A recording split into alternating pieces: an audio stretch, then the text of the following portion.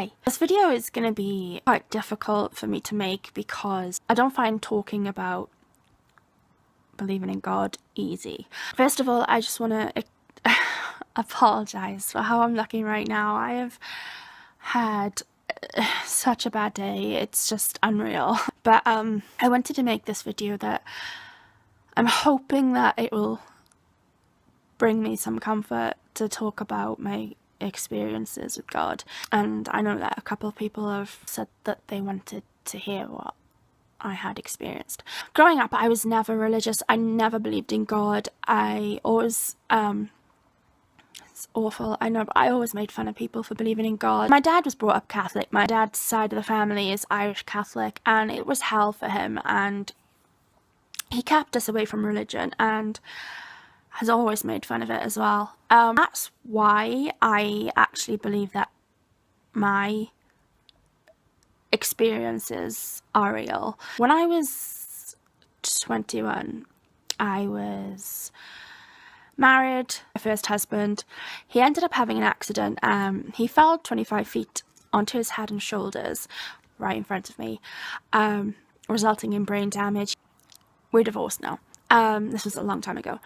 But the first time that I experienced God was during the time that he was in intensive care and he was in an induced coma because his brain was swollen. I remember it being a Sunday evening, and it was the day before they were planning on bringing him out of his coma. And that was terrifying because I didn't know if he was going to wake up, if he was able to wake up, if there was anyone to wake up, or who that person would be when they do wake up.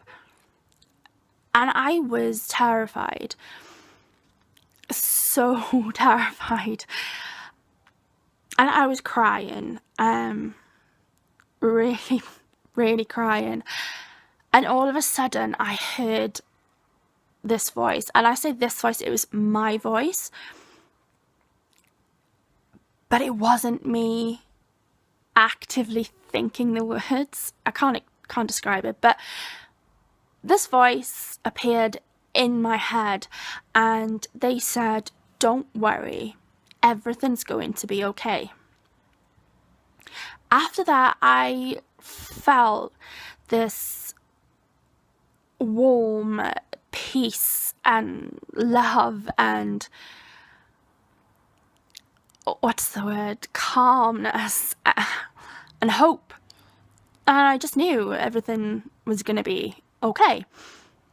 And yes, we didn't make it, as a couple, whatever, but the voice was right. He woke up the next day and he was okay. I mean, issues obviously, but anyway, so that was the first thing that I heard. Then skip 2-ish years later, we're on the rocks, me and my first husband. It was so difficult to be with someone who doesn't function like they should, if that makes sense. And why it was so difficult for me was because I knew the person that he was before his accident, and that wasn't the person that I was with now. And I was still in love with the person that he used to be, and I was clinging to this person because I didn't want to let go of the person that he once was. Never works out. For about 2 years, if not more, after his accident, we'd got married and everything, and we just had this huge argument. And he got very aggressive. He was couldn't control his temper, and yeah, it's not about that, but anyway, so after this huge argument, I went to bed and I was so angry this could happen, to me and someone that I love, and just so angry that I was so unhappy and so scared all the time, you know, and I took it out on God. And I was screaming in my head. I was hysterically crying, but in my head I was screaming at God, and I was saying, how can you do this to me? You know, you obviously don't exist, or you wouldn't let this happen. How can you let bad things happen to people when you've got the power to make people happy, to like take all of this away and make me feel better and make my life better? And how can you let this happen when, you know, this guy that was amazing once is now a mess, and you know, he doesn't deserve it, so why the hell did you let that or make that happen? And I was just going on and on and on, screaming at him in my head, and I was so angry, so insulting. I mean, if I was God, I seriously would have struck me down right then and there. All of a sudden, again, a voice, it's my voice again, but it wasn't me thinking it. But this voice came into my head, and, you know, I asked, why do you let this happen? And he said, because I gave you free will. And I just stopped in my tracks, and I was thinking, am I going schizophrenic or something because I'm hearing voices? And no, I'm not schizophrenic, but I stopped screaming and just sat there, and this voice started again, and I was like, you know, listening, and the voice was saying, I gave you free will. If you want to have the, you know, the amazingly happy, never a rainy day kind of life, then you wouldn't have free will.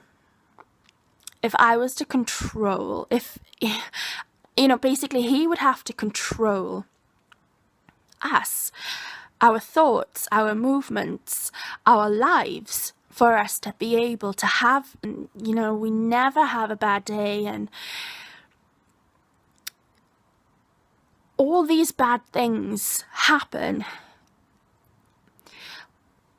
Children die, babies are born with disfigurements and disabilities, and everybody asks why.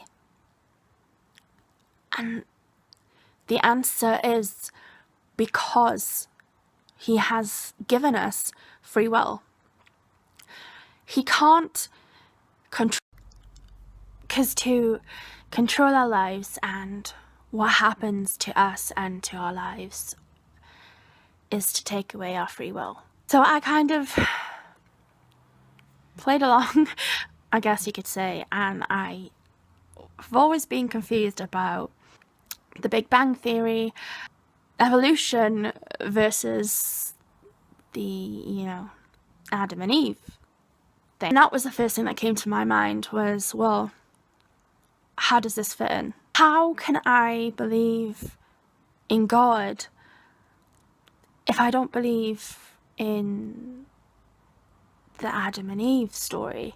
His answer was, and this is probably going to be very controversial, and I know a lot of people will probably be very upset and offended by what I'm about to say, but the voice came and said, Bible is not the word of God.